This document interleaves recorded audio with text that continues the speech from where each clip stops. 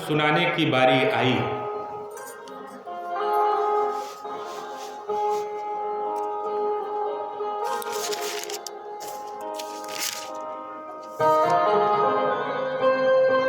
शौनक जी के प्रश्न करने पर सूत जी ने बताया, यदा मृधे कौरव संजयानाम वीरे स्वथो वीरगतिं गतेषु वृकोधरा विद्विगदा विमर्श भगनोरुदण्डे धृतराष्ट्रपुत्रे भगनोरुदण्डे धृतराष्ट्रपुत्रे।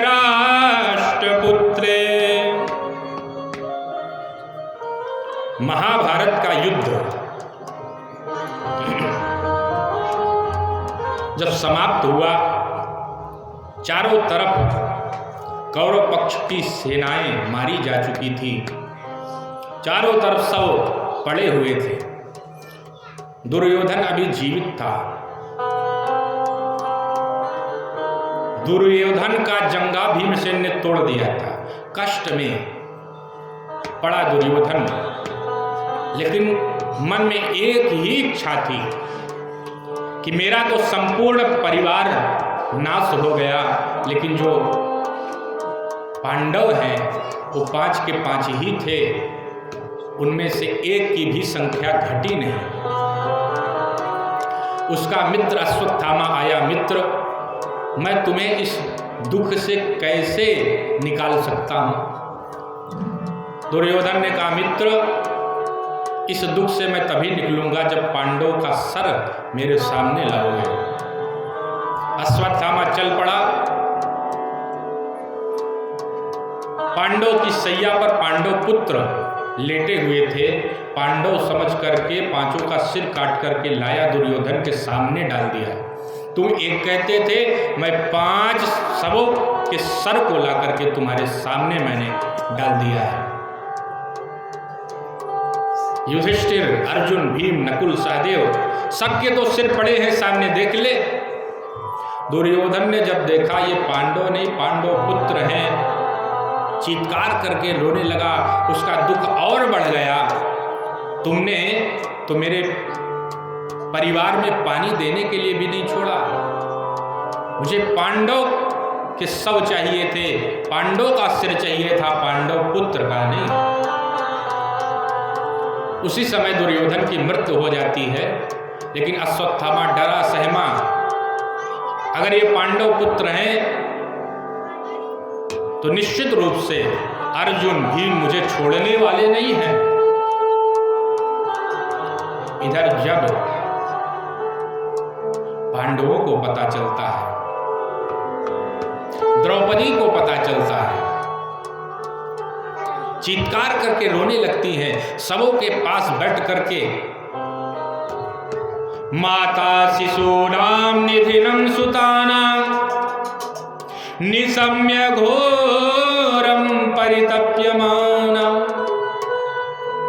चीत्कार करके पुत्र पुत्र कह करके रोने लगती हैं द्रौपदी। अर्जुन ने देखा, रहा ना गया। देवी मैं संकल्प लेता हूं, अश्वत्थामा को जरूर मारूंगा और तुम्हारे सामने ला करके मारूंगा।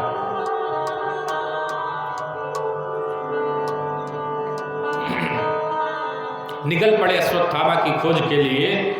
एक जगह अश्वत्थामा दिखा। अब भयंकर बाणों की वर्षा होने लगी। अर्जुन ने भी इधर से बाण चलाए, अश्वत्थामा ने भी बाण चलाए। अश्वत्थामा को ब्रह्मास्त्र की विद्या चलाना मालूम था, बुझाना मालूम नहीं था। उसने ब्रह्मास्त्र का प्रयोग कर दिया भय से मुक्त होने के लिए। अर्जुन को ब्रह्मास्त्र चलाना बुझाना दोनों मालूम था। अर्जुन ने ब्रह्मास्त्र चलाया, भगवान वहीं पर विराजमान थे। भगवान ने कहा, अर्जुन घबराओ मत, तुम्हें तो सारी विद्या पता है, ब्रह्मास्त्र कैसे चलाया जाता है, कैसे बुझाया जाता है। तत्काल ब्रह्मास्त्र की अग्नि को शांत करो। अर्जुन ने मंत्र पढ़ के बाण का संधान किया, ब्रह्मास्त्र के ताप को समाप्त कर दिया। अश्वत्थामा के पास अब कोई अस्त्र नहीं बचा, चरणों में झुक गया। अर्जुन का क्रोध और बढ़ गया, इस दुष्ट को छोड़ूंगा नहीं। पकड़ करके अपने रथ में बांध लिया, पशुओं की भांति ला करके द्रौपदी के सामने फेंक दिया। द्रौपदी, ये तुम्हारे पुत्रों का हत्यारा है, इसे तुम जो सजा देना चाहती हो दे सकती हो। मैंने तो संकल्प कर लिया है कि इसकी हत्या कर दूंगा। द्रौपदी ने कहा, अर्जुन तुम इस समय क्रोध में हो, क्रोध में बुद्धि काम नहीं करती, उसका नाश हो जाता है। इसलिए तुम सोच नहीं पा रहे हो कि धर्म क्या है, अधर्म क्या है। ये तो तुम्हारे गुरु का पुत्र है। गुरु पुत्र, तुम्हारी गुरु माता तुमसे कितना स्नेह करती थी, तुम्हें पुत्रवत प्यार देती थी, और उनके पुत्रों को तुम मारोगे? ये कहाँ का धर्म है?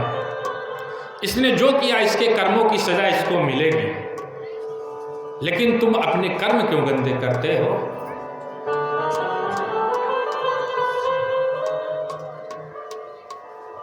भीमसेन थे, उनसे रहा ना गया, इसको तो मैं अभी मार दूंगा।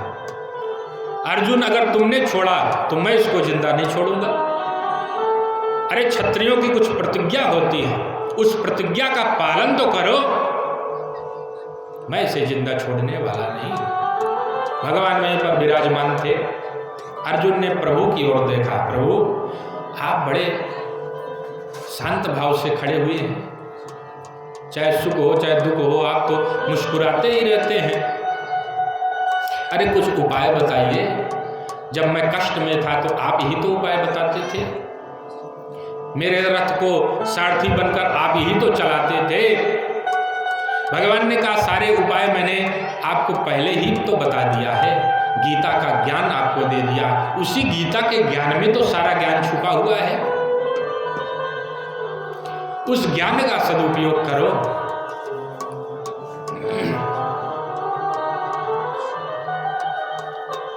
ब्रह्म बंधुर्न हंतव्यम आतताई वधारणा।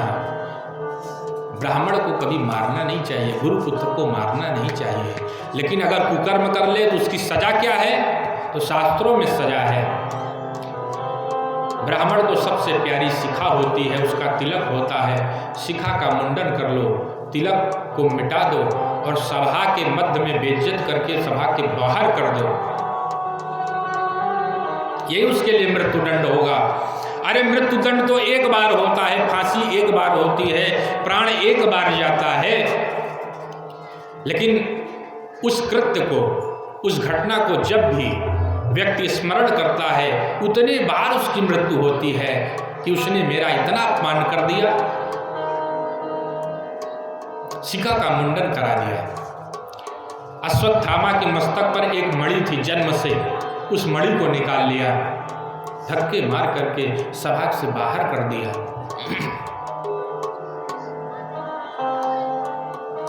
अश्वत्थामा ने बदला लेने की सोची। इतना बेइज्जत तो मैं कभी हुआ नहीं हूं जितना पांडवों ने मेरे साथ किया है। इनके कुल में मैं किसी को जिंदा नहीं छोड़ूंगा। फिर कुछ देर में हंसने लगता है। इसके कुल में 5 पुत्र थे, 5 की हत्या तो मैंने कर दी। कुछ दिन के बाद पांडव लोग बूढ़े होकर के मर जाएंगे तो इनके कुल में बचा ही कौन होगा? फिर याद आया, नहीं, उत्तरा के गर्भ में एक बालक पल रहा है।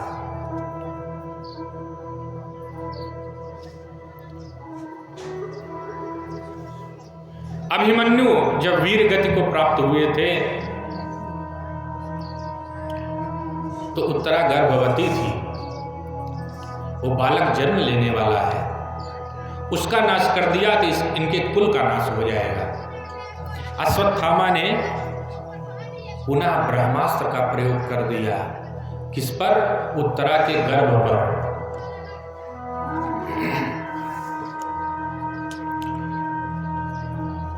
भगवान पांडवों को समझा करके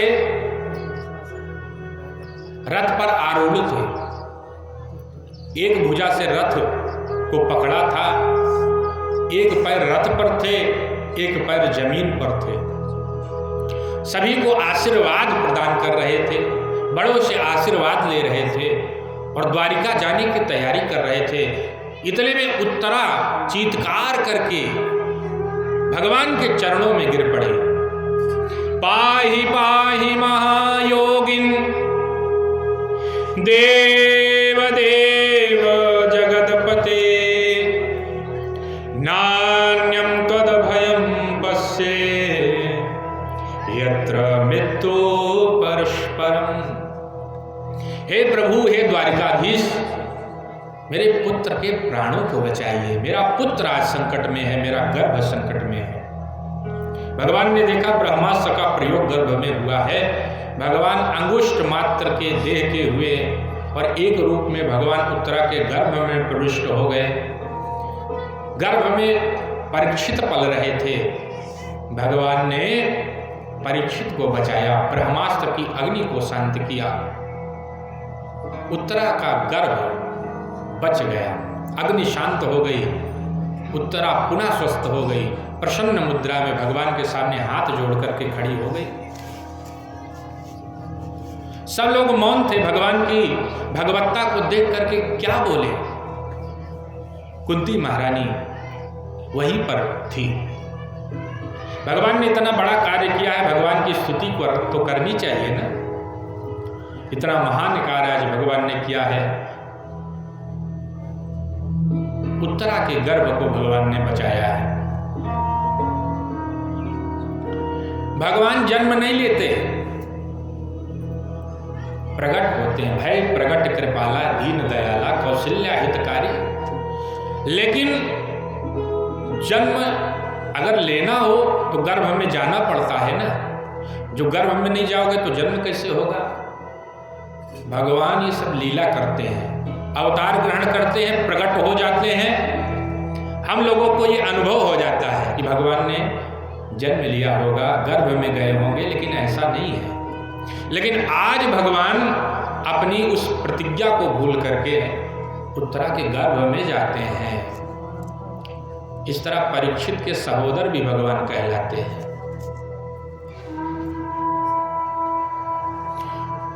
कुंती महारानी वहीं खड़ी थी।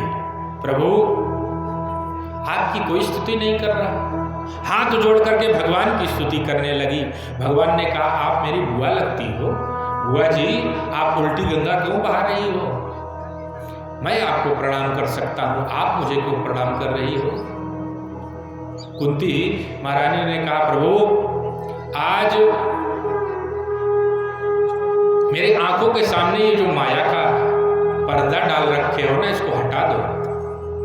क्यों? क्योंकि नमस्ते पुरुषम त्वात्य ईश्वरम प्रकृते परम। मैं आज अपने भांजे को प्रणाम नमस्कार नहीं कर रही हूँ, उसकी वंदना नहीं कर रही हूँ, तो उस परम पुरुष परमात्मा की वंदना कर रही हूँ जो सभी के आत्मा में विराजमान रहता है।